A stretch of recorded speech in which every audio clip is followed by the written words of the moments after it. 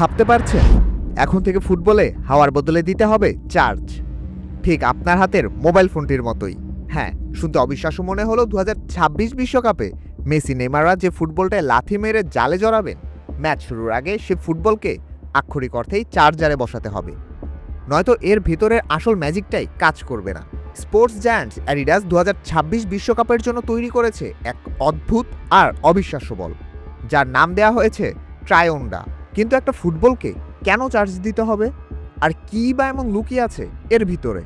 3 আয়োজক দেশ যুক্তরাষ্ট্র, কানাডা আর মেক্সিকোকে সম্মান জানিয়ে এই 3 দেশের পতাকার 3টি রং নীল, লাল আর সবুজের ছোঁয়ায় সাজানো হয়েছে বলটি।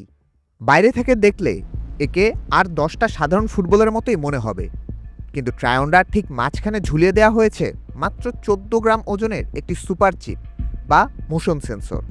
আর এই সেন্সরটিই হলো বলের আসল মস্তিষ্ক। এই ছোট্ট চিপটা মাঠে গড়ানোর পর প্রতি সেকেন্ডে প্রায় 500 বার ডেটা সেন্ড করবে।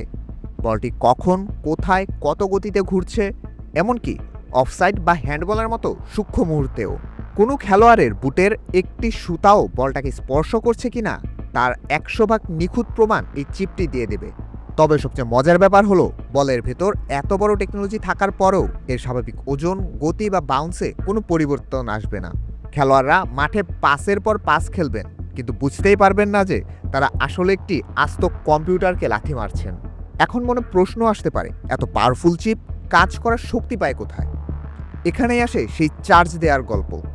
বলের ভেতরের এই 500 হার্টজের সেন্সরটিকে সচল রাখতে ম্যাচ শুরুর আগে একে ফুল চার্জ করতে হয়, আর একবার সম্পূর্ণ চার্জ হয়ে গেলে এর ব্যাটারি ব্যাকআপ দেয় টানা 6 ঘন্টা পর্যন্ত।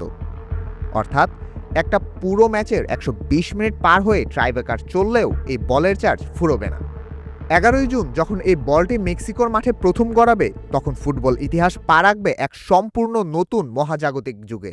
কারণ ট্রায়োন্ডা শুধু চামড়া আর সুতায় বোনা কোনো ফুটবল নয়, এটি আসলে আস্ত একটি স্মার্ট ডিভাইস।